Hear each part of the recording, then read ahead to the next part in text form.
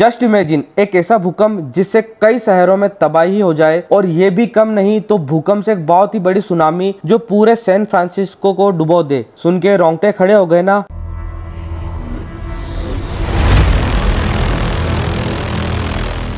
तो दोस्तों, आज की मूवी का नाम है सैन एंड्रियास। मूवी के स्टार्ट में हमें एक लड़की को ड्राइव करते हुए दिखाया जाता है। सड़क के चारों तरफ पहाड़ थे, तभी अचानक पहाड़ों में लैंडस्लाइडिंग की वजह से लड़की की कार का एक्सीडेंट हो जाता है। ऐसे में उसकी कार स्लिप होकर पहाड़ों में फंस जाती है। वो बहुत ही ज्यादा जख्मी हो चुकी थी। ऐसे में एक रेस्क्यू हेलीकॉप्टर ठीक टाइम पर उसे बचाने के लिए आ जाता है। इस रेस्क्यू टीम का लीडर है रे, जो कि मूवी का मेन कैरेक्टर भी है, और वो अपने साथी को पहले इस लड़की को कार से निकालने के लिए भेजता है। जो आदमी जाकर उस लड़की को तो कार से बाहर निकाल लेता है, पर अब वो खुद भी वहां फंस जाता है। अब इन दोनों को बचाने के लिए रे ने एंट्री ली और हेलीकॉप्टर से लटकती एक रस्सी की मदद से खुद लटकते हुए इन दोनों को संभालकर वापस हेलीकॉप्टर में लाने में कामयाब भी हो गया। फाइनली इन्होंने लड़की की जान तो बचा ली, लेकिन उसकी कार नीचे पहाड़ों में गिर गई थी। अब सीन कट होके हमें कैलिफोर्निया यूनिवर्सिटी में डॉक्टर लॉरेंस को दिखाया जाता है। वो एक सिस्मोलॉजिस्ट होते हैं जो जमीन पर आने वाले अर्थक्वेक पर रिसर्च करते हैं। अभी वो अपने स्टूडेंट को 1964 में आए कैलिफोर्निया के एक भूकंप के बारे में बता रहे थे,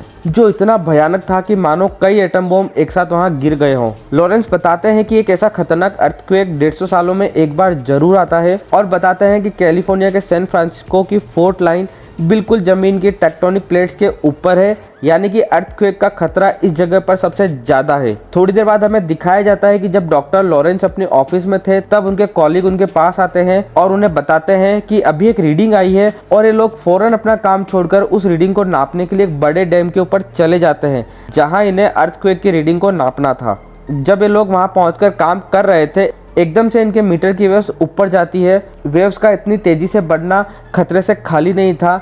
इससे पहले कि लोग कुछ कर पाते, सोच पाते, यहाँ एक बहुत ही भयानक अर्थक्वेक आ जाता है। असल में वेव्स का बढ़ना अर्थक्वेक आने की एक निशानी थी। सभी लोग अपनी जान बचाने के लिए वहां से भागते हैं। डॉक्टर लॉरेंस के कलीग भी जान बचाने के लिए यहाँ से भाग रहे होते हैं।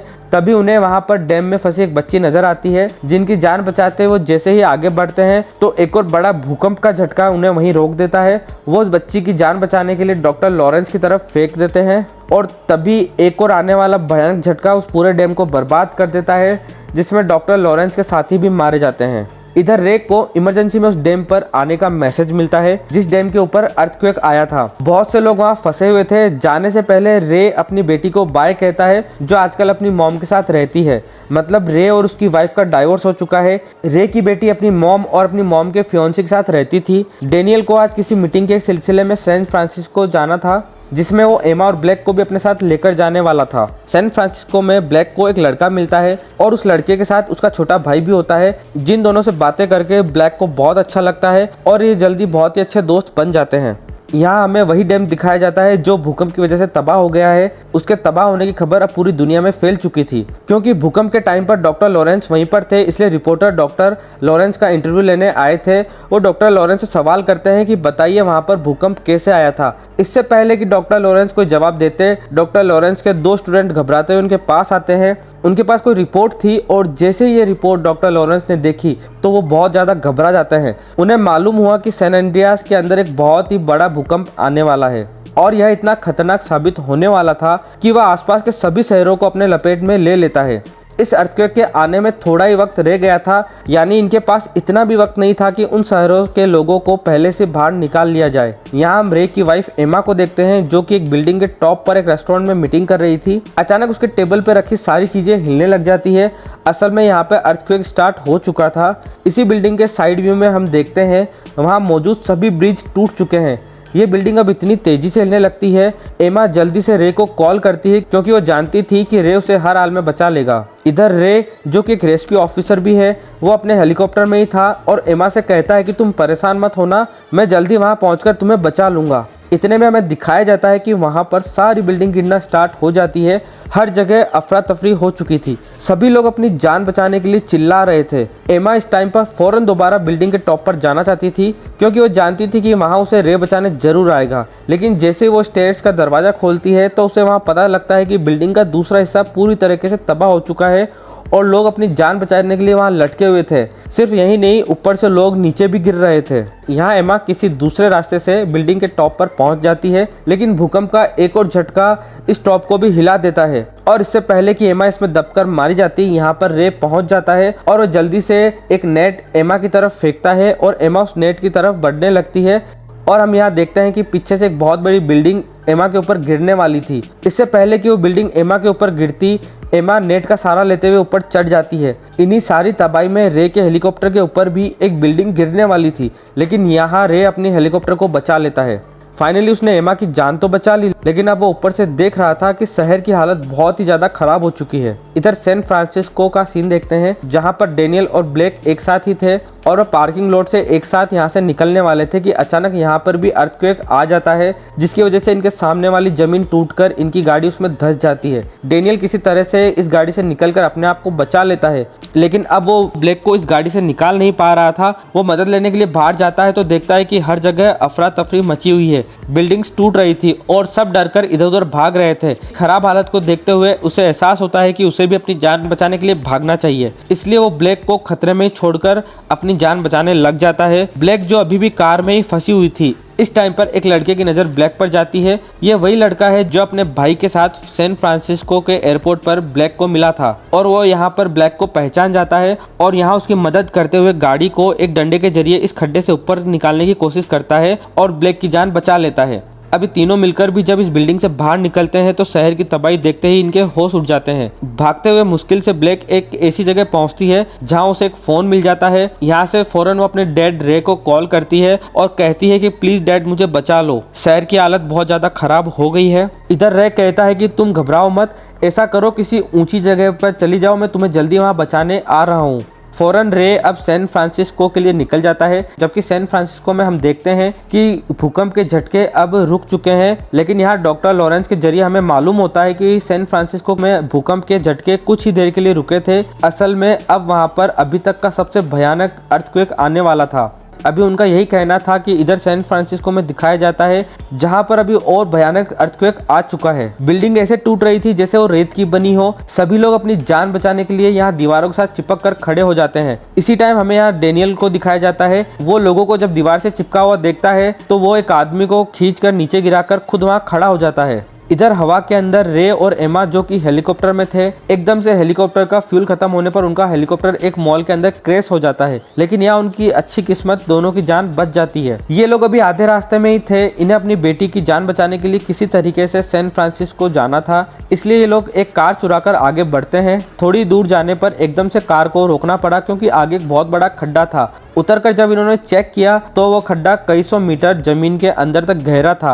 अगर इनकी गाड़ी उसके अंदर चली जाती तो ये कभी बच नहीं पाते। इस रास्ते से तो अब ये लोग सैन फ्रांसिस्को जा नहीं सकते थे। अब ये लोग कोई दूसरा रास्ता सोचने लग जाते हैं। तभी वहाँ पर एक बुढ़ा कपल कार में इनके पास आता है और इनसे इनकी मुश्किलें पूछता है। तो रे बताता है कि हमें हर हाल में सैन फ्रांसिस्को पहुँचना है हमारी बेटी को बचाने। तब हमें मालूम होता है कि वो बुढ़ा आदमी एक पायलट है। उसके पास एक अपना प्राइवेट प्लेन भी था जिसे वो रे को दे देता है ताकि वो लोगों की जान बचा सके। रे इस प्लेन में बैठकर अब सैन फ्रांसिस्को के लिए निकल जाता है। फाइनली ये लोग सैन फ्रांसिस्को तो पहुंच जाते हैं, लेकिन रे देखता है कि एयरपोर्ट पर प्लेन को लैंड करने की कोई जगह ही नहीं बची, इसलिए वो एमा को लेकर प्लेन से नीचे की तरफ कूद जाता है। नीचे स्टेडियम था। अब यहीं से रे अपनी बेटी को कांटेक्ट करता है और कहता है कि ब्लैक तुम्हें स्टेडियम की तरफ आना होगा, लेकिन यहाँ पर ब्लैक स्टेडियम की तरफ नहीं आ सकती थी क्योंकि स्टेडियम शहर के दूसरे कोने में था। तब रे बाहर जाकर करीब के ही समुद्र को देखता है। उसे आइडिया आता है कि वो समुद्र के रास्ते से भी ब्लैक तक पहुंच सकता है। ये लोग तेजी से आगे बढ़ ही रहे थे, अचानक इन्हें नजर आता है कि एक बादल बहुत तेजी से नीचे की तरफ आ रहा है, लेकिन करीब जाकर इन्हें पता चलता है कि यह बादल नहीं था बल्कि एक सुनामी थी, समुद्र में आने वाला तूफान जिसकी बहुत बड़ी सी लहर बहुत सारी बोट्स को अपने लपेट में ले चुकी थी।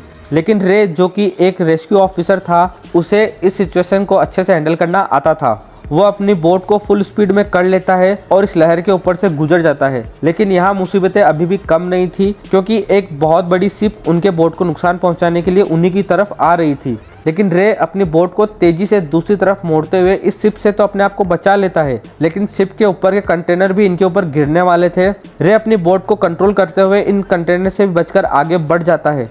फाइनली ये लोग अब वहाँ पहुँच चुके थे जहाँ उनकी बेटी थी, लेकिन इन्हें यहाँ अपनी बेटी कहीं भी नजर नहीं आ रही थी क्योंकि ब्लैक इस टाइम पर एक बिल्डिंग के अंदर थी। इधर ब्लैक ने अपनी मॉम और डैड को देख लिया था। वो इन्हें आवाज देती है, लेकिन खिड़की पर लगे हुए कांच की वजह से आवाज उन तक पहुंच नहीं पाती। ऐसे में लोग वापस जाने लगते हैं। तभी एमा नोटिस करती है कि उसके हाथ पर कोई ग्रीन लेजर लाइट आ रही है। ये लोग पीछे मुड़कर देखते हैं तो फाइनली ये लोग ब्लैक को देख पाते हैं। इससे पहले कि लोग आगे बढ़कर ब्लैक को बचा पाते, समुद्र में आया हुआ बुरा तूफान जो इस शहर को पहले ही लपेटे में ले चुका था, उसकी एक और लहर उस बिल्डिंग को भी तबाह कर देती है जिसमें ब्लैक थी। और यहाँ जिस फ्लोर के अंदर ब्लैक थी वो भी पूरा का पूरा पानी के अंदर डूब जाता है। अब रे फौरन पानी में कूदकर अपनी बेटी को बचाने के लिए निकल जाता है। ब्लैक के साथी भी एक स्टिक की मदद से केबिन तोड़ने की कोशिश कर रहे थे, लेकिन शीशा बहुत मजबूत था। तब एमा उसे देखते हुए साइड पे होने का इशारा करती है, क्योंकि अब वो बोर्ड से तेजी से उस शीशे को तोड़ने वाली थी।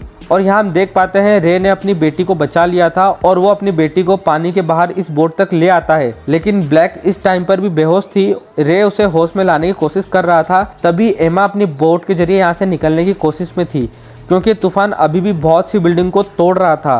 अब एमा जिस रास्ते से बोट को निकालने लगी थी उसके ऊपर वाली बिल्डिंग भी टूटने वाली थी। इससे पहले कि बिल्डिंग टूटती, एमा फुल स्पीड में अपनी बोट को बाहर निकाल लेती है। और यहाँ पे रे अपनी बेटी को बचाने की कोशिश में था। वो देखता है कि ब्लैक को भी होश आ चुका था। उसके होश में आने के बाद ये सब लोग वहाँ से निकल जाते हैं। कुछ देर बाद हमें दिखाया जाता है कि भयानक अर्थक्वेक भी अब रुक चुका है। समुद्र में सुनामी भी इसी भूकंप की वजह से आई थी, लेकिन इसी बीच यह पूरा शहर तबाह हो गया था और यहाँ पर रेस्क्यू टीम लोगों को बचाने के लिए आ चुकी है। रे ने अपनी पूरी फैमिली के साथ साथ ब्लैक के दोस्त बेन और उसके भाई को भी बचा लिया था। और अब ये लोग फैसला करते हैं कि बेन भी अब उनके साथ ही रहेगा, क्योंकि उनके पेरेंट्स नहीं थे। और इसी के साथ दोस्तों इस मूवी का एंड हो जाता है।